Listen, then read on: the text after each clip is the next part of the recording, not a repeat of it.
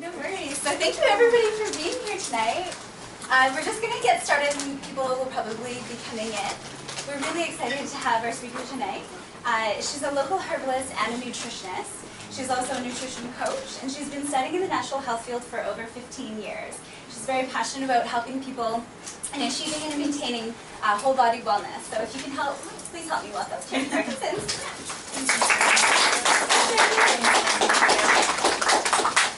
Yeah, thank you so much for coming, everybody, and I'm so happy that it happened tonight and not last night. I hope that you guys have power at your places and everything was worth the storm. But yeah, actually, that's probably in alignment with talking about stress, because it's probably a stressful experience, I know. Nobody likes to lose power in the middle of the day or at the night. So today, we're going to talk about natural solutions to reducing stress and increasing longevity. They kind of go hand in hand. The more that we can lower stress in our lives, the more that we can increase our longevity and decrease the aging or slow down the aging process to some degree or another. So we're going to talk about several things on that note, and feel free to ask questions as we go along. So we're going to talk about what is stress, first of all, and what are the major sources of stress in our life, especially in the modern age, because there are many. I'm sure some of you could come up with a few yourself. And the definition of stress here, just Wikipedia, is any change imposed upon the body that requires compensation by the body to maintain balance or homeostasis. So our body is constantly trying to maintain balance in order to actually even just to keep us alive, right? So physically, when we're exercising, our body has to adjust, to temperature, to heart rate, to breathing, based on that, and needs to always be in a certain balance in order for us to, continue to do what we're doing. Temperature changes. We need to always be within a certain range of temperature in our body, otherwise it can result in either, of course, hypothermia or hyperthermia, right? And either extreme of those can cause death. We need to always have good oxygen concentration in the air. For anybody who does high altitude climbing, for example, they know that as they get higher and higher up, if the level of oxygen in the air changes, and they could pass out, or they could have trouble breathing, or they could have some kind of a problem. And the same thing happens when you're going well below the ocean as well.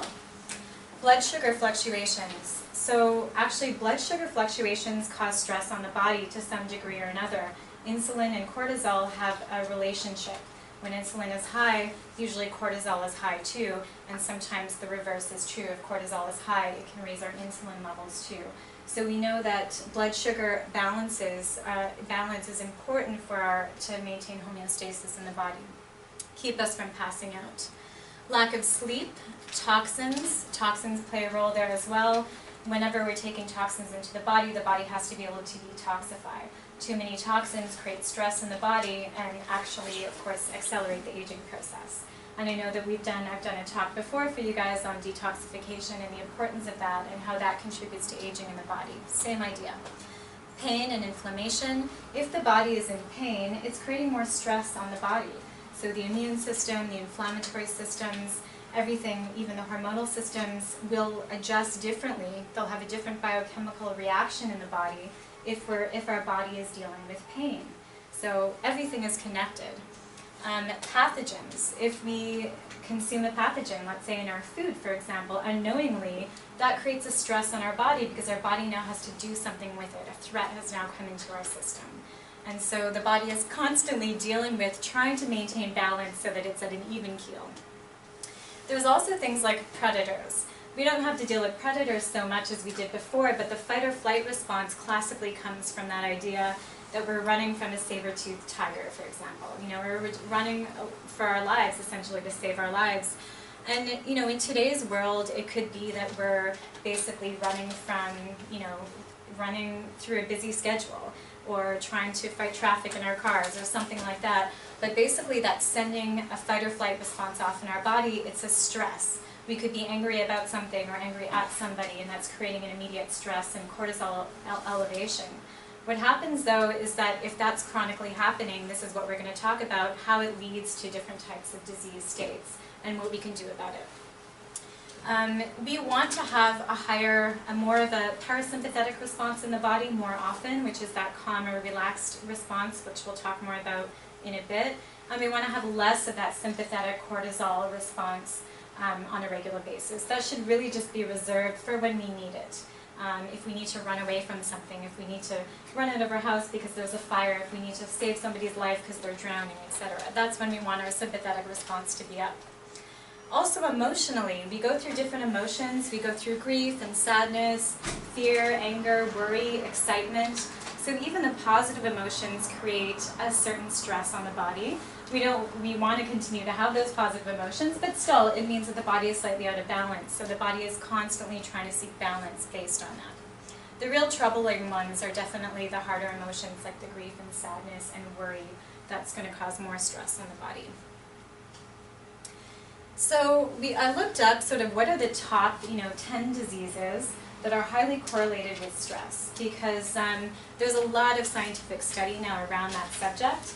And we know that what we're finding out today is that every single health condition has a relationship, stress has a relationship to it.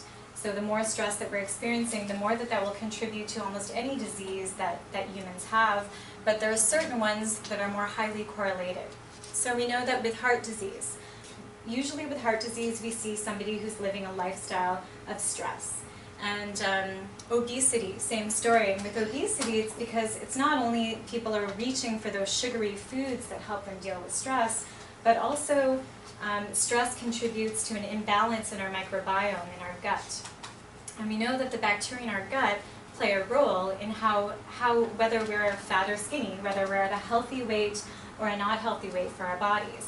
So that's kind of newer research, but we're actually finding that the bacteria in our gut is significantly playing a role in terms of how our body metabolizes fat or not. And so that can play a role with obesity. Alzheimer's disease, that's considered to be type 3 diabetes now, where basically there's a lot of inflammation in the brain. There's also poor insulin response happening in the receptor cells in our brain, and glucose dysregulation.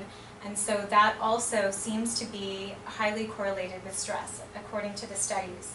So you're more at risk as you age to get Alzheimer's if you're stressed out chronically throughout your life. Diabetes, same ideas with the obesity, but also that it's dysregulating blood sugar like the Alzheimer's. Depression, we know that our mood can greatly be affected by stress. I don't think anybody would argue with that one. We don't need any scientific proof to tell us that. Gastrointestinal problems, very much so. We know that the gut is very important in our overall health, and that it determines our overall health, but what's determining our gut health? A big part of that is our nervous system, is our mind, is our emotions, and the stress response, and what's happening there. Asthma, so you have shortness of breath, and you can't seem to get enough oxygen into your lungs, and we know that that's worsened and often triggered by stress. So somebody who needs an inhaler will often be fine for a long period of time if they're sort of in a more relaxed state, and as soon as they become more nervous or anxious, then they increase the need for their inhaler. Accelerated aging, which we're going to talk about a little later on too, but with accelerating aging, we're generating more free radicals the more stressed that we are. So we need to keep that in mind as well, that if we want to age gracefully, that's another reason to sort of keep stress lower in our lives. Premature death, people dying of a heart attack at the age of 40, for example, that's an example of premature death, and that happens, and that's highly correlated with stress in somebody's life. So, lots of good reasons to not have stress or to learn how to manage stress, right, in your life. I've got like a couple of slides just on modern day stressors, because in this modern age we do have a lot of stressors. We have things that have made our lives easier in some ways, like computers and technology, and be able to work from home and that kind of thing, getting messages faster to people and not waiting for weeks to get something in the mail, for example. But at the same time, that's also placed some stress on us too. There's some negative effects from that. So in the sense of less awareness of circadian, lunar, and seasonal rhythms, what we're talking about there is, in the past we would have woken up with the sun and we would have gone to bed as the sun went down. And we wouldn't be having lots of artificial light stimulation keeping us up later than we should be.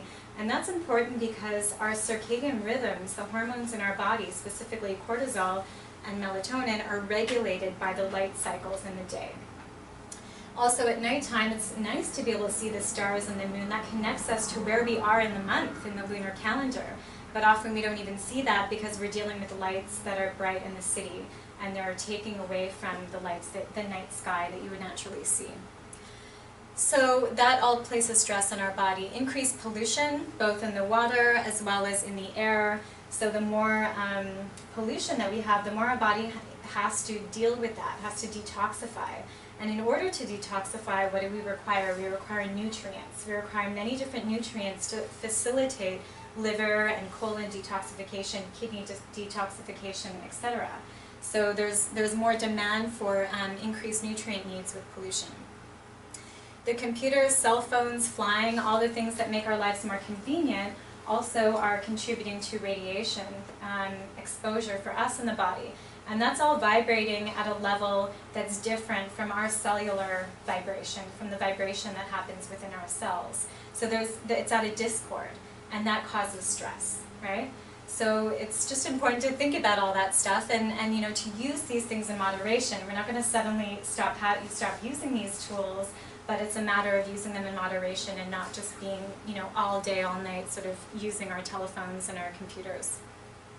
Increased global travel, of course, besides the time zone changes, which can be stressful for the body, there's also the immune stress, because you're sitting on a plane beside somebody who just came from China, for example, and they're going to be covered in different microbes and potentially pathogens and things like that you would normally be exposed to all of a sudden, right? Because you're in your environment, and here you are exposed to a brand new environment on the plane.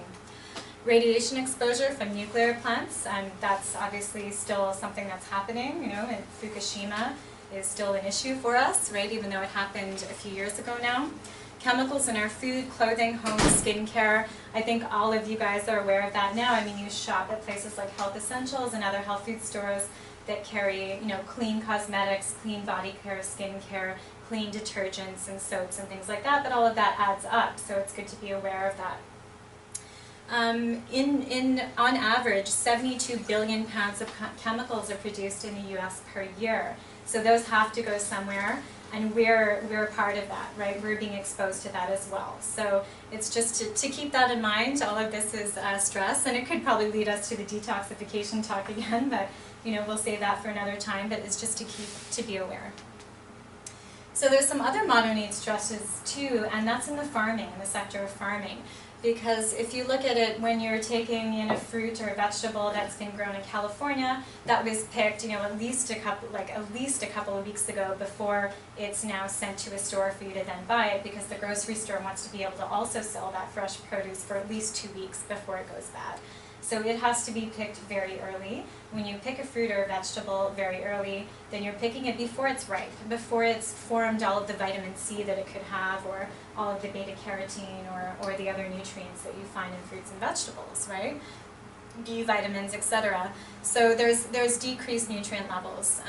There's also the herbicides, pesticides, and increased levels of heavy metals. We didn't used to have these, in my grandmother's age, and she's 96, she didn't have that. There was no such thing as organic farming, it just was. It was organic farming because there was no other way. They weren't using chemicals at that time when she was young.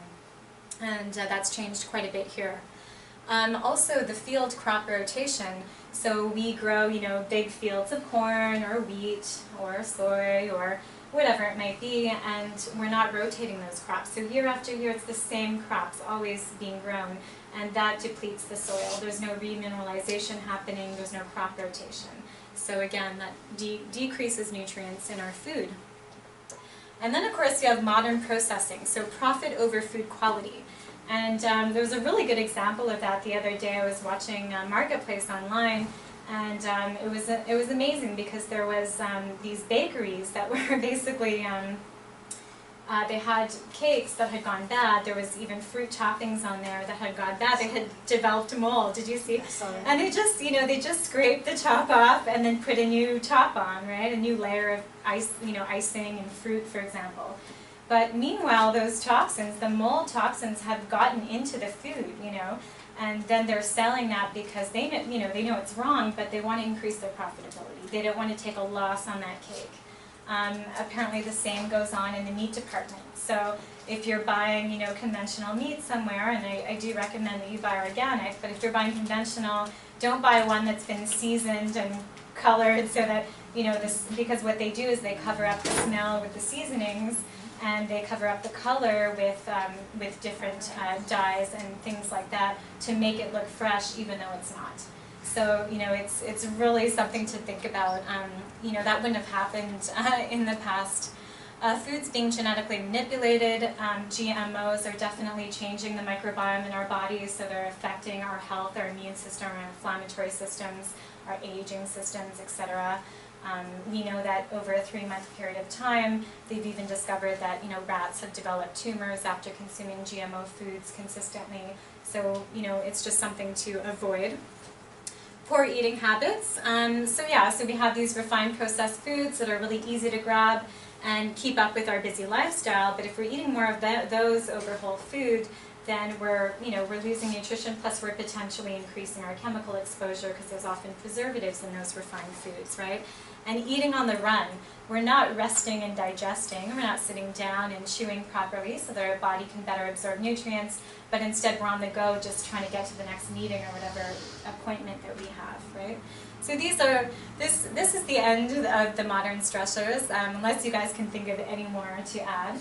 But just to give you sort of like a bigger picture of what's happening and why in today's age we need to be more cognizant of what we can do to reduce stress in our lives. So this is a picture of somebody basically, I guess it's skydiving. I was going to say hang gliding, but it's skydiving. And for some people that might be a very exciting thing. They might be like, oh my gosh, I can't wait to go skydiving and it's so freeing and everything else. And somebody else might look at that and be like, oh my god, that's so scary, and just have this fear response, right? So the idea is to know your stressors. Know what makes you feel alive and makes you feel happy and makes you feel good, and know what makes you feel stressed. And you don't have to be somebody else, and you don't have to do what somebody else does. Do what's unique to you and what feels right for you. Don't consistently do things that are going to be more stressful for you. Nice to take on new challenges sometimes, but we need a good balance, right? So the other positive thing about stress is that stress drives change, right? So basically, with an individual, both physically and spiritually. So let's say you're going through your life and you have some sort of challenge that comes up, maybe something happening in your family or some health problem with yourself, or maybe your job changes. So that's a type of stress that, if taken in the positive way, you can turn it around and actually grow from it, and you can move on to something that's more beneficial or something that you wouldn't have thought of before because you hadn't been placed in that scenario. So stress can actually help us grow spiritually. It can help us grow physically as well if we're working out or training for a marathon, or anybody who's competing in the Olympics. Like, that stress on the body, but it's an incredible physical feat that they're gaining there. Stress alters the way the body works for the sake of survival. It's essential to evolution. I think of the fish in the ocean, for example, that are being dealing with higher ocean temperatures and different algae and acidification in some cases of the water, and how that's affecting them. But some of those species will survive. They'll develop mechanisms to be able to survive those challenging and changing times, right? And so that is essential to evolution. We're all here because we've been stressed in some way, environmentally or physically or whatnot, in order to grow and move on. Lack of stress can make us feel stagnant, depressed, or unfulfilled in life. So, I think we often just want to, have a break and have everything just go really easy, nice and easy in our lives, and we're not dealing with any challenges, and that's really important. We need to have times like that in our life, but sometimes if you're in that space for too long and you're not actively seeking out any change, I think it's for the same reason sometimes that people, when they're retired, decide maybe they want to go back to work, or maybe they really need to find a hobby that they find very stimulating. Because no matter what, I think up until the day we die, we're always wanting to change and grow. There's that instinct within us. And so it's an important part of life. Balance is key. So the individual approach and perspective. Find what your personal stressors are. If it's not skydiving, don't do it. If it's something else, go for it. And so here basically is just an image of the body's response to stress. and how, you know, the brain is affected, thyroid's affected, the gut's affected, of course the adrenals are affected, like the whole system is affected, the heart is affected. And we'll talk a little bit about that. So if we look at the sympathetic response, that's what's the fight or flight response in the body, and that's where we're secreting lots of cortisol and epinephrine. And we look at the brain here and what's happening in the brain when we're under stress. So initially you've got this heightened state of awareness, right? And that really helps you kind of figure out what you got to do next. If it means you're running from a predator, it means that, you know, you got to get out of, you know, a car accident or something like that, whatever it might be. And that's useful. But over time, you know, if you don't turn off that stressful experience, if you keep running it through your mind over and over again, that's sending messages to the body that you're still under stress. And that's having negative effects now on the brain. And so you'll have decreased cognitive function. You'll find that your memory and your focus is not as good as what it used to be. You're not as sharp as what it used to be long term. And also mood changes can occur long term as well. Your nervous system initially is going to be overstimulated, and that anxious feeling is going to help you get up and go and move and do whatever you need to do. But in the long run, depression can settle in. Heart and lungs. You're going to have increased breathing and an increased heart rate initially, which again is going to help you do what you need to do if you need to get out of a bad situation. But in the long run, if you keep on experiencing that, it's going to lead to shallower breathing, it's going to lead to decreased oxygenation to the lungs, it's going to lead to that oversympathetic response in the body. For the muscles and nerves, increased tension initially. Well, increased tension is fine, it's not going to hurt you. You know, it might even make you more awake if you need to be, you know, in that moment of stress. But long term, it's going to lead to pain and it's going to lead to inflammation, and that's going to be continuously placing more stress on your body. Some other things that happen in the sympathetic response is your digestive organs and liver. Now, reduced enzymes and hydrochloric acid secretions are going to happen when you're in the moment of stress. Why? Because basically the body's not concerned about digesting food if it's running away from some kind of danger, right? So that's okay for that to shut down temporarily, but long term that's not okay. Because if our digestive system shuts down, you know, long term, then that means we're not digesting and absorbing our foods, we're not eliminating toxins properly, and what ends up happening often is that we'll have inflammation, we'll have ulceration form, we'll have different irritable bowel diseases and inflammatory disorders. Immune system decreases ability to fight infections and reduces natural killer cell activity. Again, that's in the short term. Why? Because we don't need to be worried about turning off, you know, fighting off a cold or a flu bug or cancer cells, again, if we're in a state of emergency. But long term, if that goes on, what does that mean? That means immune dysfunction, that means a higher risk of cancer, that means negative microbiome changes in the body. It means the bacteria in our guts start to work against us rather than for us, and they're really directing a lot of different functions there. Reproductive organs. So you're going to have decreased libido, you're going to have hormonal changes due to the high cortisol, because cortisol is a very powerful hormone that's secreted from the adrenal glands, and it's going to basically, you know, disrupt what's happening in the rest of the body. Short term, it's not really a concern because we need that cortisol to get moving, to get going away from the emergency situation. But long term, you know, it's one of the biggest reasons for infertility. And infertility is on the rise among young people, and stress is definitely a culprit. And it can affect men, of course, as well, throwing off testosterone balance and creating lower testosterone at an earlier age, which is not good for the aging process for men. So on the flip side, we've got the counterbalance. We've got the parasympathetic nervous system, which is our rest and relax, rest and digest system.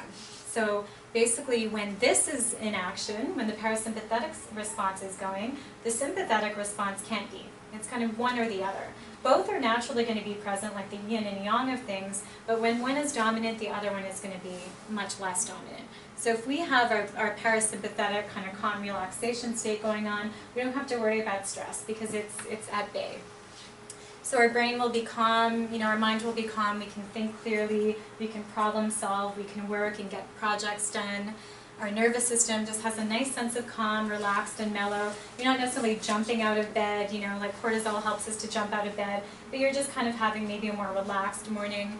Heart and lungs, normal heart and breathing rate. You don't really see heart palpitations or things like that happening, or high blood pressure when somebody's in a parasympathetic response state. Your digestive organs, healthy enzyme and hydrochloric acid production, regular bowel movements. We all know how important that is. So this is the ideal scenario. Immune system. Your immune system can actually heal when you're in a parasympathetic state. So at nighttime, when we have that going on, we're healing, we're repairing, and our body is basically able to do what it needs to do. Also plays a role in anti-aging overnight as well. We know that there's different studies out there that show people with these incredible spontaneous healing of cancers and autoimmune conditions, for example, where all people have done is maintained a state of parasympathetic response for extended periods of time in a focused group. And this is how they've been able to manifest healing, which people think is a miracle, but really the body can heal itself, provided we're not always putting it under stress. We also have the immune system in regards to keeping pathogens at bay, so the bugs and viruses and parasites that come in, we can better deal with them. Reproductive organs, increased libido, and fertility is good, usually when you're in that kind of balanced state. So the adrenals, these are two little glands that sit on top of our kidneys, and you can kind of situate them, just up from your lower back there. And basically, they are responsible for dealing with the stress response. So if they're secreting too much cortisol because you're stressed all the time, it's not that they're not doing their job. They're doing their job, it's just that you're triggering them to produce that cortisol, right? And so they're doing quite a bit for us, and we want to keep them healthy. Luckily, there's lots of adrenal herbs and things that we can use with diet as well. But they're regulating blood sugar balance, they're regulating our wake and sleep cycles, so when we wake up and when we fall asleep, it's the adrenals that are helping to regulate that. They regulate our blood mineral concentration, which is essential for survival, electrolytes, tissue breakdown and repair. They're regulating our blood pressure as well, so think about that. If you have high blood pressure, you want to think about your adrenals. And your immune function via cortisol balance, and we'll explain that to you in a little bit. So this is a graph of what the circadian release of cortisol looks like. So I'm going to probably start here at 6 a.m. So if you're 6 a.m. is when it should be at its highest, and that's really helping you, again, get you out of bed to start your day. And then it's still okay around noon, but it's starting to decline. And the afternoon, you can see why maybe around 3 or 4 o'clock you're starting to get a little bit sleepy, because your cortisol is much different than what it was at 6 a.m. But by 12 a.m. again, you're back down to a lower level. And that's because, at that point you should be sleeping, and it should be your melatonin that's being more secreted than anything. And you're basically relaxed and repaired and rejuvenated. So you can actually measure your cortisol levels not through a regular doctor, but through a naturopath who can do saliva testing with you, and that basically means that you spit into a little tube 4 times a day, so that you can see what's happening at 6 or 8 o'clock in the morning with my cortisol, what's happening at noon, what's happening at 4 or 6 p.m., what's happening like at 10 p.m. before I go to bed. And that'll give you an idea, are you having a natural curve like this? Or are you kind of just low across the board? That's usually a sign of adrenal exhaustion. Or are you high everywhere, higher than where you should be? And that's usually a state where your adrenals are overly excited, and that can't continue, so that usually ends up going to the adrenal exhaustion stage. You don't need to have your saliva levels tested in order to know that. You can go based on symptoms. How are you feeling? For example, this would be an example of adrenal exhaustion. So this is kind of at the stage where, okay, your cortisol is just tired of putting out. Your stress hormones are not secreting as much as they were because they can't anymore. They're wiped out. So you're feeling tired, and it just seems for no reason, maybe even had a good sleep, but you're just feeling tired all the time.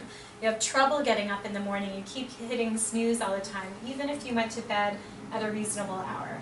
Obviously, if you went to bed at 4 in the morning and your alarm goes off at 8, then you're probably going to still be tired. But if you went to bed at a reasonable time and it's the morning and you still can't get up, that's a sign. You're feeling run down or overwhelmed. So you can handle a certain amount in the day normally, but now suddenly you can't. You know, your multitasking is off, your ability to keep up with your day-to-day life, your family, your kids, whatever it might be, is not happening.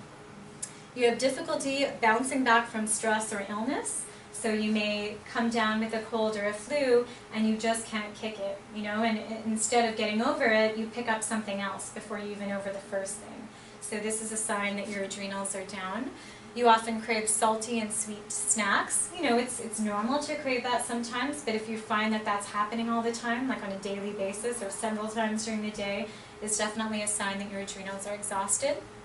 And of course, the last one, you absolutely depend on coffee or some kind of stimulant to keep you going. You know, if you feel like you can't get through the day if you don't have some sort of caffeine, then or energy drink or something, that's definitely a sign that your adrenals aren't producing quite enough cortisol to keep you going.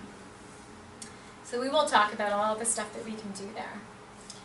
I wanted to introduce you to a subject. I think some of you, may have heard me talk about this before, but as a good reminder, it's called Psychoneuroimmunology. It's showing you how the brain, the mind, the nervous system, the hormonal system, and the immune system are all interconnected. And so if one system goes off, it has a domino effect on the rest. It's really important because in today's world, we've now been able to study extensively how thoughts and emotions are major predictors of what's happening in the body. Because really, very simply, in one way, they're directing whether you have an overly sympathetic dominant response or a parasympathetic dominant response, right? And the more stress you're experiencing, the more that's going to send signals to the rest of the body that something's wrong and your biochemistry will change. So we've got signals to the hypothalamus in the brain, the pituitary, and then straight down to the adrenals. And the adrenals are the ones that are secreting, as we talked about, the epinephrine and cortisol in particular.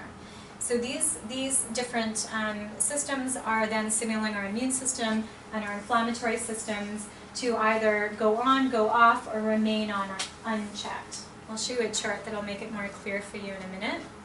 Study shows also that stress causes delay in wound healing. It's a very physical thing, right? You think, well, that's kind of separate from what's going on in my mind. That wound's going to heal no matter what. But it shows that there's a slow repair of wound healing when we're stressed. Lowered resistance to infection, that seems obvious. We'll come down with a cold or flu more often if we're stressed. Impaired response to vaccination. Some people have negative responses to vaccination when they're in a stress state versus groups of people that were in a calm state. Development and progression of cancer, autoimmune disease, neurodegeneration, and more. There's tons of studies about this on PubMed, if ever you're interested in kind of looking at that.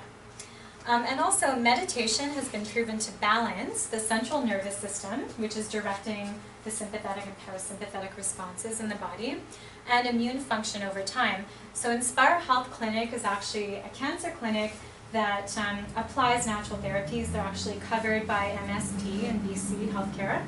And they give you different tools and techniques to help you heal and deal with cancer if that's what you're facing. And they say 10 to 15 minutes per day is all that's recommended to change that response from the sympathetic to the parasympathetic. And the way that they do it is that they say, and you can all do it with me if you want to, but you take in a breath of a count of 3, let's say, and then you breathe out at a count of 6. And so the idea is you breathe in, but you breathe out, it takes you twice as long to breathe out. And that sends a signal to the body to get the parasympathetic response going, and it keeps the sympathetic response down.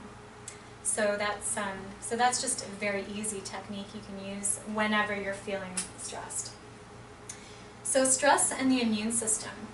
So basically, just to show you with the increased cortisol, what happens initially when our cortisol is high, our immune system is low, right? Because as I said, your body's not worried about dealing with a cold or flu if you're running away from some kind of danger. So that's what's happening initially. But if the stress continues, which is chronic stress, then it's actually lowering your stress hormones go down because they get tired of producing, basically, and they're less, the receptor sites are less sensitive. And so what happens when the stress hormones are down in this case, because they're too low from where they should be, the immune system response goes up, but it stays up and it goes on unchecked. What happens with that is it creates systemic inflammation. So now I've got inflammation going on in the body, even though there's been no actual injury, but just because the stress hormones are out of balance, it's creating a chronic inflammation response. When you have chronic inflammation, you're setting yourself up for cancer, but also autoimmune diseases. And that's why today we're finding, at least 1 in 3 people have some type of autoimmune condition. More and more are being diagnosed and discovered all the time because of this constant inflammation that's happening. There's many reasons why we have inflammation in the body. It's not just stress, but stress plays a big role, right? So, and it's something that we have control over. So acute stress decreases circulator or decreased immune function, chronic stress increasing inflammation. And just a note up here that sugar increases insulin, and insulin also increases cortisol. So just, another reason to keep sugar lower in our diet, right? So now we're going to get to the fun part, because we're going to talk about, maybe you guys have even felt stress as we've talked about the first part of the presentation, but now we're going to get into what we can do about it, lifestyle practices that have been studied and proven, and I find that to be the best part. So small changes for big results. So we can eat a whole foods diet, more and more, Maybe you're not ready to cut out the chips that you're eating or whatever, but maybe you can have another serving of vegetables in the day. And the more that you're adding to your diet of healthy foods, the less room you're going to have for the refined, unhealthy kind of junk foods, and they're slowly going to get whittled away. It takes time. Avoid processed foods and stimulants as much as you can, so the coffee, the energy drinks, definitely the soft drinks, that kind of thing. Keeping those to a minimum. Supplementing with a whole food multi with minerals as well. I like Mega Food because they deliver nutrients in a whole food form rather than a synthetic form. Consuming high quality omega-3 fats daily. That's really important for supporting our immune system, reducing inflammation, supporting brain health and nervous system function. We require these fats in our diet. Our brain requires DHA to function, but we don't make it, so we require these from our diet. Supplementing with extra B vitamins and vitamin C. The nervous system uses up a lot of B vitamins, and so do the adrenals, as well as vitamin C. We burn a lot of vitamin C when we're stressed. Balancing your blood sugar, and I'll give you some tips for that in a minute. Sleep, we'll talk about exercise, and positive lifestyle habits as well. So this is a food pyramid. It's just something that I created, and there wasn't a lot of room to write a lot of different foods in there, but I wanted to give you an idea of what might be a good food pyramid, because we don't want to work with the standard American food pyramid anymore. It's not very healthy for us. So I'm looking at a lot of alkaline forming foods, and I'm incorporating some fermented foods as well. So at the bottom, you want to have most of your diet to be organic produce, and there's a number of vegetables, of course.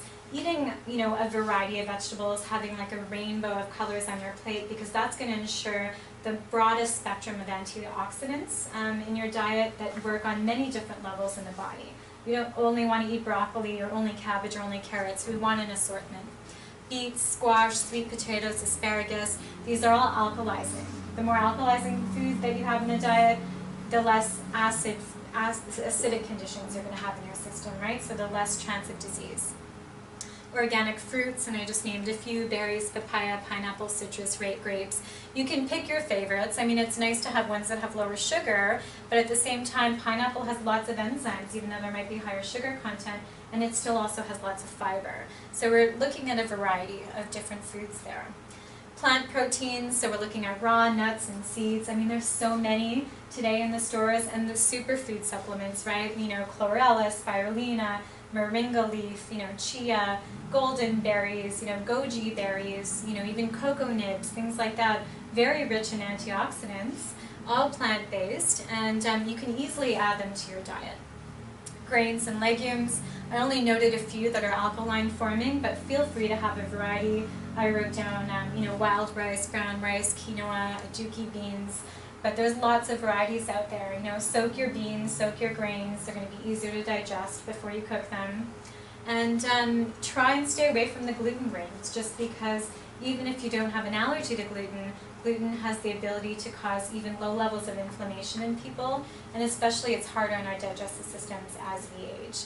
So, and plus there's lots of other options besides, wheat and rye and barley. So also, for those who eat meat, I recommend, organic meat. And organic meat is a really nutrient-dense food, pasture-raised meats. So you don't have to, think that a healthy diet means no meat at all. It just means, definitely having in moderation, but also choosing the varieties that eat, grass, for example, or eat what they should naturally eat in their habitat, because they'll produce omega-3 fatty acids when they're eating their natural diet, versus when we feed an animal grains, it produces omega-6 fatty acids. So it's a good thing to consider to have organic or pasture-raised meats more and more available in grocery stores, local farmers markets, even downstairs here at Health Essentials. There's a ton of frozen pasture-raised or organic meats. Wild fish, seafood, and you can look at environmentalworkinggroup.org and you can find the healthier, sort of the less contaminated fish and the smaller bodied fish, and get some guidance on what you want to eat more of. Oils such as ghee, butter, coconut oil, olive oil. There's lots of amazing plant oils. Flaxseed oil is a good one too. Camelina oil. There's many different types. Just focusing on those ones versus the standard conventional vegetable oils that you find, the soy and the corn and the sunflower, those are going to be higher in omega-6s, and they're usually more refined as well. So you want to avoid those. Fermented foods, I think that should be added to our food pyramid, because we're learning how important fermented foods are, and of course we've evolved with fermented foods. From early days we had to preserve our food, and that's where it all started from. But the bacteria cultures that end up being formed as a result of fermented foods actually really contribute to a healthy microbiome, meaning that they're contributing to a healthy immune system, hormonal system, regulating inflammation in the body. We know with a healthy microbiome, your chances of getting diabetes are very low, your chances of autoimmune disease are very low, your chances of cancer go down as well. So it's really kind of the solution for the future is to go back to what we did in the past, and taking away those refined processed foods in favor of these living, rich, good bacteria-rich fermented foods. So there's kimchi, sauerkraut, pickles, kefirs, kombucha, organic miso, tons of options. You can make your own, you can ferment almost any vegetable, but we want to consume them the way that they're properly made. A conventional pickle is usually just vinegar added to cucumbers or that are sold on the store shelf. We want to look for properly fermented pickles that are fermented with salt, for example, like sauerkraut is. So there's only one brand that I know of, and it's called Bubby's, I think it is. Yeah, and they sell it downstairs as well, and they're delicious pickles, and they're really healthy for you. Then also the herbs and spices. We want a variety of them. I think sometimes people think, well, it's just a little sprinkle of herb or spice. Maybe it's not that important, or maybe they don't know what to do with it or what to mix. But herbs and spices have been a staple for people for centuries. It's been part of their diet, not only to help the better digestion of the food, but also, again, to support our immune system in the wintertime, or to basically just add antioxidants to your diet. Think of turmeric and how popular that is. That's just a cooking spice, really, at the end of the day. But it's one of the most popular herbs now on the market. So if you look at balancing blood sugar levels here, these are the best tips that I can come up with, and there may be some other ones as well. But really looking at how to best balance your blood sugar. Definitely avoiding stimulants, as we talked about before. So the caffeine, because coffee will spike our blood sugar or cause our insulin level reaction. Refined sugar will do the same, basically. So, especially if you're having coffee with sugar, that's just basically asking for blood sugar dysregulation. Having protein within the first hour of waking, that's something that you can do to better balance your blood sugar. Protein is always helpful. Some people they just don't get enough protein in their diet, but it makes a huge difference when we're talking about blood sugar balance. Protein and fat together, especially fat with every meal, will help slow the blood sugar uptake into the system. So slow the release and breakdown, so you're not getting the peak and then the crash. So just think about having some nut butter with your snack, or feel free to add coconut oil to your oatmeal in the morning or something like that, and that will help to better balance blood sugar. Snack on raw nuts, seeds, and or raw veggies, having those readily available. Just the action of chewing those crunchy nuts or raw vegetables actually can relax the nervous system as well. But you're also getting super nutrients in there that will help to stabilize blood sugar. You're getting protein and fat. In this case, in the raw veggie case, you're getting tons of different enzymes and nutrients as well. Try licorice tea in the afternoon instead of coffee. It's an idea. For people with high blood pressure, they shouldn't really be doing a lot of licorice tea. But for those with normal blood pressure, they've done studies with that. They've basically taken people in an office and said, okay, normally you have your coffee at 3 o'clock in the afternoon. We're going to give you licorice tea instead, and you tell us how you feel.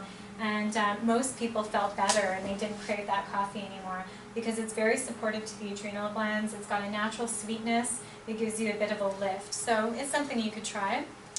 Drinking plenty of water during the day.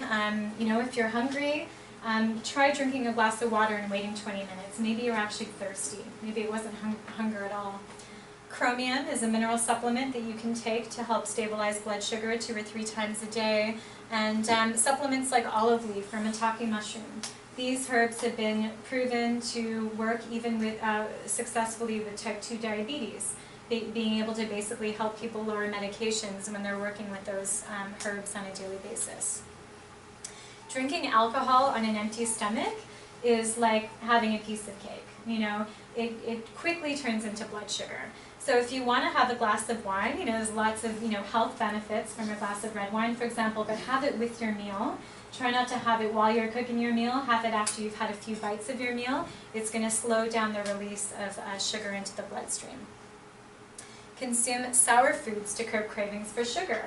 That works for some people. If you're craving sugar, you just stop and have even a glass of water with lemon juice in it. That lemon juice is sour enough to sometimes offset that desire for sugar. Maybe have a piece of grapefruit, or have some fermented foods that are sour instead. Just test it out a little bit. It may not work for you instantly, but give yourself time to adapt to these changes. So lifestyle support for balance. Sleep is definitely a big one. Just talking about regulating cortisol levels. We want to go to bed around 10 o'clock. If we wait till 12 o'clock or 1 in the morning, by that time, instead of our cortisol being low where it should, we're doing things that are activating it again. Maybe we're on the computer, or maybe we're watching something on TV, and what's happening is that's stimulating our cortisol release, right? So at 12 o'clock at night, when we should be in a deeper sleep, and our melatonin should be kind of have kicked in, instead we're asking our cortisol levels to rise again, and then it becomes difficult to get into a deep sleep later on. So trying to go to bed around 10 o'clock at night is going to be your best bet, and waking up 8 or 9 hours later would be ideal for most people. Sleeping in a darker room. So we know that light affects melatonin production, so you can wear an eye mask, you can use blackout curtains, you can do whatever you need to do to get a good night's sleep and to make sure you're producing that melatonin, which is also an anti-cancer hormone for us in our body. White noise technology. If you're living in a busy city, downtown Victoria, there's tons of sirens going on all the time, and traffic noise and things like that, even throughout the night. And if you're sensitive to that, you're going to need definitely earplugs, but also you can invest in, a simple white noise machine that basically can override these background noises that can be disturbing. So just other tips and tools. Also, even lighting. You can buy light bulbs that give off a softer, warmer orange type light, rather than having that bright kind of blue light that keeps us awake, Unplugging all electronics and turning off the internet, again, just to keep those signals from disturbing our cellular signals, our cellular vibrations. And erring on the side of too cool of a room than too warm. We tend to sleep better when we're a little bit cool. If we're too warm, it can actually disrupt our sleep. So you can experiment with your room temperature that way too. So moving and breathing for a healthier brain. So basically there's many reasons to exercise. Exercise can definitely release feel-good hormones and reduce stress in the body. But in this case, there's some recent research saying that we can actually regrow brain cells through exercise. So a neurologist, Dr. David Perlmutter, you can look him up online if you want, but he's basically proving the medical field wrong because they used to believe that you couldn't regrow any brain cells once they've gone or once they've been damaged. But in this case, you can. So it's through exercise. You take 180 and you minus your age, and you get the ideal heart rate that you should be going with for about 20 to 30 minutes. And as many times a week as you can. If you can do it daily, great. If you can do it 3 to 5 times a week, that's fine too. But it does a lot for improving your memory centers as you age, so that's a really important thing to think about. And something easy to do. There's a bunch of other lifestyle practices here. Has anybody ever heard of earthing, for example? Yeah. So that's something that even a friend of mine who just flew to Italy and back said that when she got to Italy just to deal with the time zone change, she put her bare feet on the ground, and she said, of all the trips she's done back and forth at a family in Italy, she said she noticed a huge difference after grounding herself for 20 minutes in her bare feet, that it made a huge difference in terms of how she was able to deal with the fatigue from the flight, the time change. So you can do that, in water, ocean water, like warmer time of year is ideal. You can do barefoot on grass. If it's the winter time and you really don't want to be outside, and you can buy earthing sheets for your bed or earthing mats as well that plug into a socket in your house. It's designed for that. Lots of great studies on earthing for health and reducing stress. Meditation. We talked a little bit about that before, but there's lots of studies for people with even generalized anxiety disorder, which is, something that's clinically diagnosed, so more than just your common level of anxiety. And meditation has been proven to lessen that. And yoga as well for that deep rhythmic breathing, does wonders for stress, increases oxygenation to the tissues, reduces tension in the body, calms the mind. Morning sunlight exposure. This time of year we don't get a lot of sunlight, but if you can, first thing in the morning, if you can, stand outside or look through your window, ideally with the window open to get direct sunlight to your eyes, that actually can help regulate your circadian rhythms throughout the day. It's basically starts to affect the hypothalamus region, and the hypothalamus is what controls our biological clock. So, if we want to keep our biological age, from being accelerated, one of the simple ways is to have light exposure on the eyes first thing in the morning. And then the other thing is it's going to help with regulating cortisol levels throughout the day so you can get a better sleep at nighttime. Sleep, we know is really important, producing melatonin, healing, rejuvenating, repairing the body.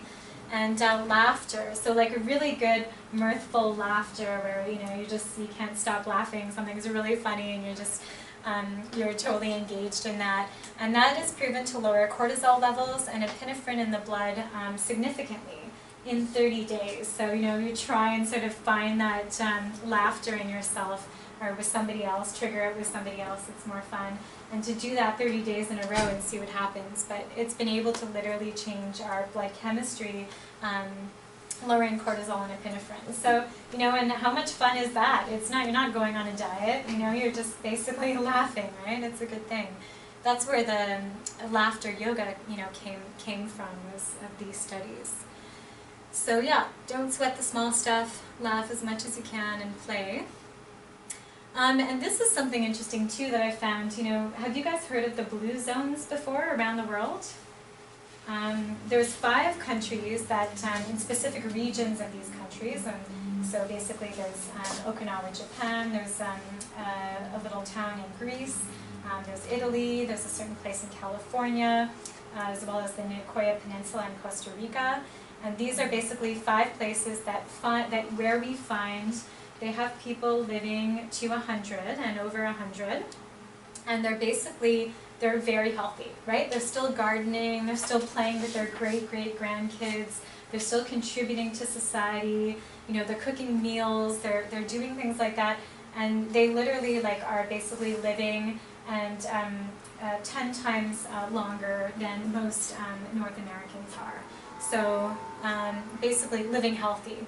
And so here's some of the things that they're doing that's common. So we've got consuming some type of fermented or cultured food.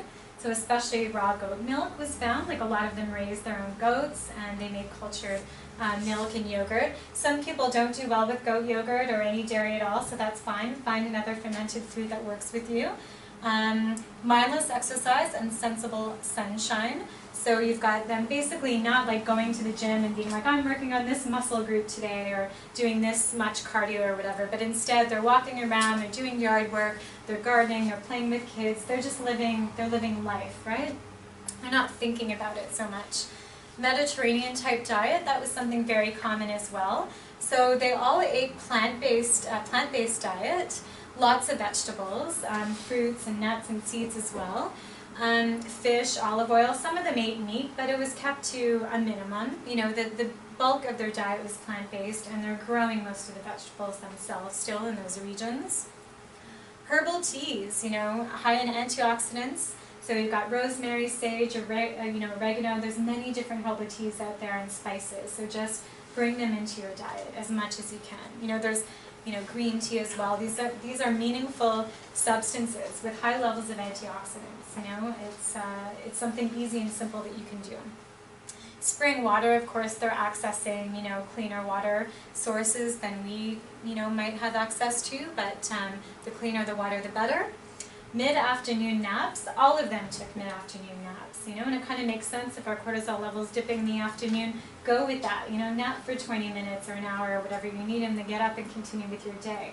It's less stressful on the body when you can go with the flow, and that was important for them. Occasional fasting. Today we hear about something called intermittent fasting, where we're taking, a period of time, maybe 6 or 8 hours or 12 or 16 hours in some cases, and we're not eating at all. So what they did naturally is that they would do the same kind of thing. They would say, okay, maybe today we're just going to have water or juice, because they're giving their digestive organs a rest. So it's something that they would do as a community. And it wouldn't be like starvation, but it would just be like, well, maybe we don't always need to be full, And it shows that it's actually easier on your body if you're not constantly having to digest and absorb and deal with that kind of thing. Community connection. So that was really important too. So you've got friends, family, you've got a service, you've got a sense of purpose, you're contributing, and these people are 100 or more, and they're still involved that way. They're not, fortunately, they're not living in an old age home. That's something that we see a lot of in North America. But in some of these regions and other parts of the world, it's not really common. People stay with their families and they still feel part of the family unit, and they tend to age better that way as well. So yeah, you can actually go to bluezones.com, and they've got projects, and they've got restaurants that are in coordination with the Blue Zone, diets and things like that, and lifestyle. So you can have a look, because they're doing something right, So the other thing is just the attitude of gratitude. Whenever people have something to say, it's usually like it's because they're mad and they want to complain about something, So, but imagine if we just took the time to think about like how grateful we are to that person who was really nice to us at the grocery store, or somebody who gave us really good service at the restaurant, or somebody, a friend of ours just did something really nice for us. Like, let's focus on that and take the time to thank people for the good things that they've contributed to us in our life, and not just be like ruminating about like what went wrong or what somebody did that you didn't like or something like that, because it can make a big difference. So we're going to get into part 3, which is talking about actual herbs that work on different levels of increasing longevity as well as reducing stress in your life. And yeah, feel free to ask me any questions as we go through this. What time do we have, Jen? Just curious. Take a sip of water. Do you guys have any questions so far, actually? I have one. Mm-hmm. You talked about salt, reducing salt and sugar. Does salt increase cortisol as well? Like sea salt would be good, because it's going to have a variety of minerals that are going to keep the adrenals balanced. So yeah, no, salt is not necessarily increasing cortisol, But it's a sign that your adrenals are exhausted if you're constantly craving salt. So we need, like, craving salt can be good in the sense that it can tell us, oh, maybe we need more minerals in our diet. But if we have a good amount of minerals in our diet and we're still craving salt, we can't get the junk food, salty chips or whatever out of our mind, then that's a sign that the adrenals are looking for something extra. It's just kind of a symptom of adrenal exhaustion. Yeah. Good question. Yeah, but sea salt is great. You know, it's more the refined salt that we're worried about. So in the case of turmeric here, this is a herb not only for, you know, inflammation, as we're starting to talk about at the top, but also for longevity because it's such a super antioxidant. So as it protects our cells from damage, from oxidative damage, it's keeping our DNA healthier as well. So, you know, there's almost no reason to not have turmeric in your diet. And I think, you know, many different speakers have come up here and probably touted the benefits of turmeric.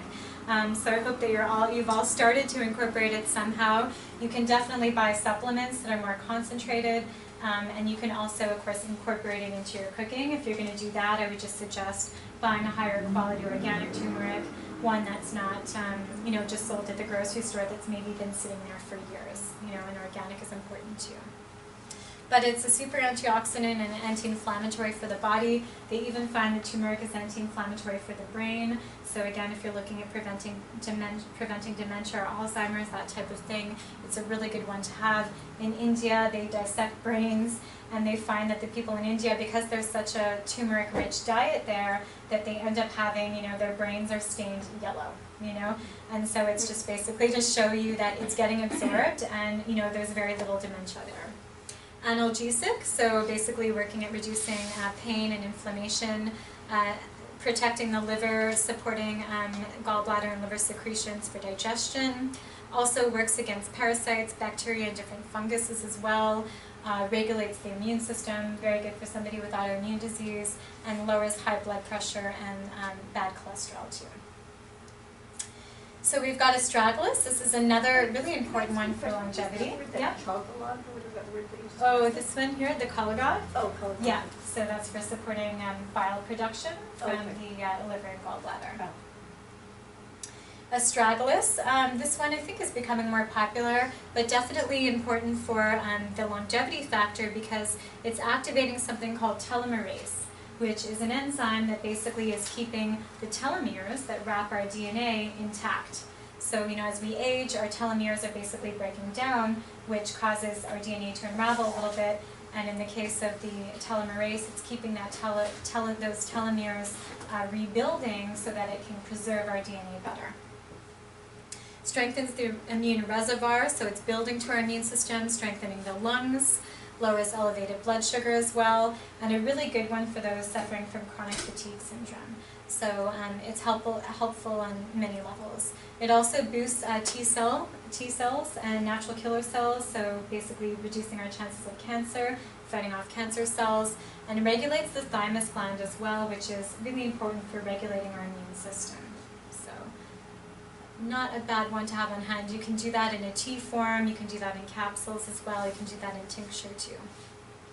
Another one for longevity, reishi. So it was used by the emperors in China as a longevity tonic. So they've used it. It was actually reserved only for the emperors at the time because they felt that they were the most important people and it was their, you know, their life that was needed to be preserved. But of course now we luckily have reishi for everybody to use, and it's one of the best for herbs or mushrooms for longevity. Reduces depression, fatigue, and stress, so it's a very good adaptogenic herb for the body. By, of course, reducing stress, we're reducing the aging responses we've talked about before. Normalizes the immune and adrenal activity. It can help to regulate chronically elevated levels of cortisol. Balances to the hormonal system, both for men and women, the entire system. And also normalizes blood pressure and has a very cardioprotective effect on the body, which, knowing that heart disease is one of the number one killers in North America, it's a really good one to sort of protect our heart.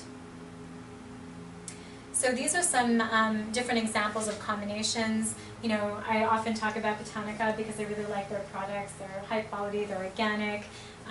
You know, in the case of their capsules, they make a liquid inside of the capsule, so it's not just your average dry herb capsule. It means that it's more effective and you're getting both the water and fat soluble compounds out of them. Also, the dosing on the label of these products are therapeutic levels of dosing. So you know when you look at the dose, it's like, yeah, these are the levels that you'll find in studies that have this beneficial effect on the body. So that's the other thing I like too. So there's blends of mushrooms you can get in liquid extracts. There's blends of turmeric and astragalus that you can get as well in capsules for people who don't like the tincture so much. Also, there's some other herbal adaptogens like eleuthero. This used to be known as Siberian ginseng, and now we go by its proper name. But basically, it's an adaptogen, so it's reducing fatigue and stress to all systems as well. We can always use help with that. Normalizing immune and adrenal activity as well, so regulating the immune system, regulating the adrenals, whether they're too overactive or whether they're chronically exhausted. It can help bring up the levels of cortisol in that case. Promoting strength and endurance, so you can use it for, definitely if you're working out or you just want to build energy in your body so that you can get to the gym in the first place. Balancing cortisol production and chronic stress, normalizing blood pressure, and protecting our DNA against radiation. So that radiation exposure that we talked about before, those low levels that can come from electronics and things like that, are basically eleuthero can actually protect the DNA against that and support our healthy cells and support our DNA. Rhodiola. So this is another awesome herb. I really love it, especially for people with like that type A personality that are just stressed out, and they're trying to basically wear too many hats at a time and do too many things, and so they're burning themselves out essentially. So it's an excellent adaptogen for that type of personality. It's very cooling, so it's good for those with that high blood pressure tendency. Good for those who basically have insomnia because they just can't kind of calm themselves down. They're always super excited. I'd use it earlier in the day, though, in that case, because it's going to help to, don't take it right before bed because it is energizing. Dealing with anxiety, whether it's acute anxiety or chronic anxiety, ADHD can help with focus, it can help, relaxation in both adults and children, increases athletic performance and endurance. They've done that in studies with people doing, races, and they've done studies with climbing mountains and things like that, and they help people to outperform in those cases. And it also elevates mood. It's part of the rose family, and, the rose family roses, you can use in a tincture form, you can just smell them, you can use them in essential oil form, but they help to lift the spirits or raise your mood as well, and so does rhodiola. We've got holy basil. This is an adaptogenic herb from Ayurvedic medicine. You can have that in a tea form. Again, you can do that in capsules or a tincture too. I find when you get the liquid into the system, it can work very quickly. Some people will carry it with them in their purse, for example, just so that they can deal with like a quick response, or if they're in their car and they don't do well with traffic or something. It's a good thing to have on hand. Lifts mood and dispels stress-induced depression. So if you're somebody who knows that, I've been dealing with anxiety for a long time chronically, and now I just feel depressed. Now I don't even feel anxious anymore, I just feel depressed. That's a good herb for them would be holy basil. Reduces brain fog and increases clarity. So that's something that, a lot of us can use, especially as we age. It's got the bonus of being antiviral and carminative. It supports our adrenals during chronic stress as well. And again, for those with high levels of cortisol secretion, it can regulate that. So, another lovely herb, and it tastes pretty good too. Ashwagandha. So this is considered one of the best overall tonics in India, and now it's becoming very popular here in the West. It's really amazing at regulating thyroid function, whether it's, usually if it's a low thyroid function, is the best time to use it. Even if there's an autoimmune component happening, it can help to balance the immune system there. It's a very calming nervine. Some people will use this one before bed and they do well with it. But you can also use it just earlier in the day in preparation for sort of calming the nervous system before bedtime. Stimulates libido as well, so it has an overall balancing effect on our hormones, both men and women. For fatigue and iron deficient anemia, it helps to build the blood. So, as a tonic, especially for women who basically, maybe it's even maybe it's after they've had a baby, for example, and they need something to just help rejuvenate them. Ashwagandha can be good for that. balancing to the endocrine system, as we talked about in both men and women. So lovely, lovely herb. It really, really works well for most people. And so I just decided otherwise to include a few herbs that are more specific to sleep, because I realize that I'm talking to you guys about the importance of sleep, but some of you may just have difficulty falling asleep to begin with, and or staying asleep. And so that in itself can be frustrating. You're trying to do the right thing, but your nervous system is too stimulated. So passion flower can work well for some people. I find it works well for people that are sensitive, you know, and maybe they sort of come across as being really calm and peaceful, but on the inside they're stressed. They're holding on to a lot of stress inside. They just don't show it. And those people who basically constantly have circular thoughts, you know, they think about something and they really just can't let it go. It just keeps going on in their mind. Magnolia bark, modulating activity of various neurotransmitters in the brain, so it's working on especially the acetylcholine receptors in the brain, so it can be helpful for depression, can be helpful for anxiety, and there's no proof that it regulates cortisol levels throughout the entire day, but there is a lot of evidence showing that it regulates them at nighttime. So if you're somebody who finds that, you know, you just can't kind of wind down at night, magnolia bark could be a good one for you. Valerian, especially for anybody who's used a benzodiazepine drug, a medication to try to go to sleep, valerian in studies has been shown to be as effective. So, you know, without the side effects. You know, if you're lucky enough and you've never tried one of those sleep medications, but you want to know if valerian works for you, test it out. You know, it works well for some people. It doesn't work well for other people. It depends on how your body metabolizes it. You know, we have to keep in mind with herbs that they're interacting with our biochemistry as well, and we all have unique biochemistries going on. 1 month, one thing can work for you, and another month you need something different, because you're changing as well. So it's just, you know, if something's not working well for you, try out a different one. I like to work with herbal blends when it comes to sleep, because then that way you're getting different herbs, and hopefully 1 or 2 of them are really going to resonate with your body, with your biochemistry, and work for you. Right? It's kind of it can be a nice approach. If there's a herb that you see there and you really feel like you identify with, you can just try that one as a single as well and see. So it's up to you. California poppy, helpful when anxiety is causing insomnia. It contains milder morphine-like compounds, but it doesn't have the side effects, right? There's no addictive side effects to it, but for some people, California poppy just really works. You know, they're experiencing a lot of tension, maybe they have pain in their body that's keeping them from falling asleep. That one can be a really nice one for helping to ease that. And skullcap, finally, those who tend to have nervous, you know, tics or spasms, or, you know, their legs are jerking kind of thing in the middle of the night, there's muscle tension going on. For people who basically also, they're kind of hot-headed, let's say, the yang type we would say in Chinese medicine, and they're really fiery and they just can't quiet down that fire, you know, even when they're trying to go to sleep. So the skull cap is like just, you know, putting a cap on it, let's just like calm down here. So yeah, another option. So these are just some of the different, like the adrenal herbs that are adaptogenic that we talked about before. You can find those by Botanica in a liquid extract or the liquid capsules, soft gels. And there's also the sleep through. That one contains like the magnolia bark that we talked about, and even there's some ashwagandha in there and passion flower. And then you get some of that California poppy and the valerian that we talked about in the liquid extract there. So, you know, there's different options that you can test out if sleep is an issue for you. So, that's the end of the presentation. And,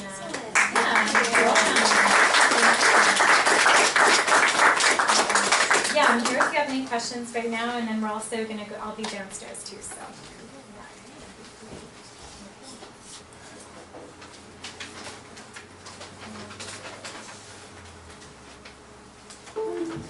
Yeah, I don't know if you noticed, but there's something I didn't mention. The screen kind of changed colors a little bit, and it happened, well, it probably happened before I put it on, because it happens when the sun goes down. And it's something that you guys can put on your computer too, and it's called flux.com. And it basically, what happens is when the sun goes down, it goes from like a blue light to an orange background light. And it's a subtle change, but if you're working on your computer at nighttime, it's going to help you. It's going to help you sleep later on. It's going to prevent that blue light from keeping you awake. Sorry, what is it called? Flux.com. Yeah, I think it's just getflux.com. Okay, Yeah. cool, thank you. You're welcome. Charity, Yes. you didn't mention, you mentioned melatonin a lot. But Yeah. You didn't mention it as far as a sleep aid. Basically using melatonin. Yeah. Yeah, I mean. I had a question about that. Yeah, sure. Do you think that taking it affects your body's ability to produce it? Yeah, I've always wondered about that, and lately studies are showing that it only, basically as soon as you stop taking the melatonin, your body goes right back to producing it again. So it does change the production of melatonin while you're taking the melatonin. But if your melatonin is too low and it's keeping you from being able to sleep, or if you're a shift worker or something like that, then it's going to be more beneficial to probably use that melatonin when you need it. And then when you're in a different kind of place in your life, and you're maybe better able to regulate things, you're working on the underlying problems that are keeping you from sleeping, then you can get yourself off the melatonin, your body will go right back to producing normal levels of it. So it seems to be safe. Yeah. Good question. Yeah. Anyone else? Okay, great. Well, thank you so much. We'll see you downstairs if you stick around.